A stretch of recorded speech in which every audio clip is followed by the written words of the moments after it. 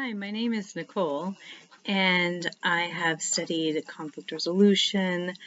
I have studied belief, communication. I did my master's in industrial organizational psychology, and currently I'm doing more relationship coaching.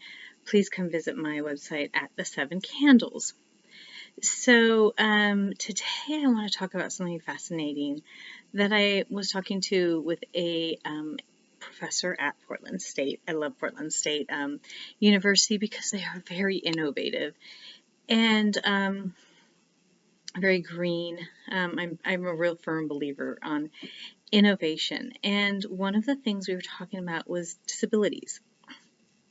And just to let you know, an industrial organizational psychologist is someone who a lot of times they focus on like happiness in the workplace, team, diversity, how to get teams to work together. And one of my passions is equity for all. I believe that there's a place for everybody, and especially for people with disabilities. And I may talk about that a little further down. And one of the things we talk about is disability within context.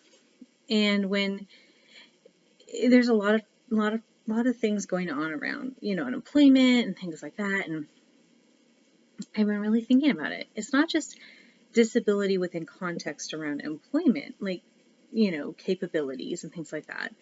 It's really people in general around capabilities, around people in context in general. And what I mean by that is we were talking about disabilities within context create capabilities. You don't put a 2-year-old on the driver's license.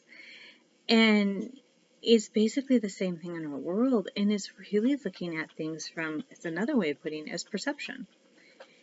And a lot of times we have these perceptions around things, and we're not putting things into context.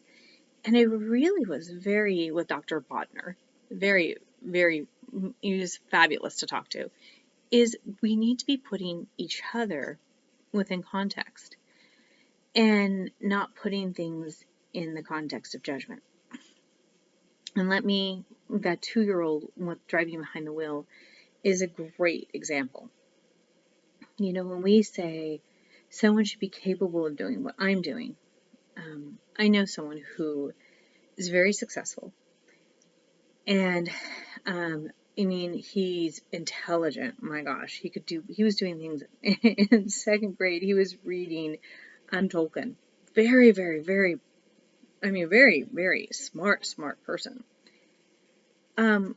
His attitude is that people should be able to, if they can't, people should pick themselves up by the bootstraps kind of a thing. And I can understand that to some degree. However, not everyone's born with the intelligence he is or be able to do things within the context of what he's able to do.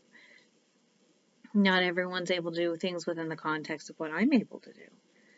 And when we compare and do those things, we're not fair to ourselves or other people. When we look at someone who's on the street who's homeless, we don't know what traumas they've been through. And studies show that trauma does affect the brain. And again, it's expecting that 2-year-old to drive that car when that's not the right context for them. However, that 2-year-old may be able to build something that we didn't think was even possible, and because they're put in the right context. A 2-year-old may be able to color better than I can color because they've been coloring all day long, and they're able to do it within the lines that I may not be able to do. Because that's not something I'm used to doing. Or they may be able to sing Itsy Bitsy Spider, remember all the lyrics, and I may not be able to remember all the lyrics because I haven't done it for so long. So we have to start looking at things within context and really be applying that to our lives and to other people's lives. Because what one person's good at, another person may not be good at. I may not be good at driving a bus, but I may be able to find you a resource that can help you get food. So, but you may need that person to drive you a bus to be able to get to your job. However, you're still going to need that person who's going to be able to find you the resource to get you food. So we're all work together is just maybe finding each other within context. And when we really talked about the disability component and the context, it was very, very fascinating. And it was really powerful because if we as a society looked at each other within context and where we all fit into the beautiful puzzle piece of this world, we would treat each other much different. And we would treat each other with love and compassion and kindness. And so, on that note, I hope you come. And because us musicians always have to end on a note, I hope you come and visit my website soon, The Seven Candles. I look forward to talking with you. Have a great day. Bye.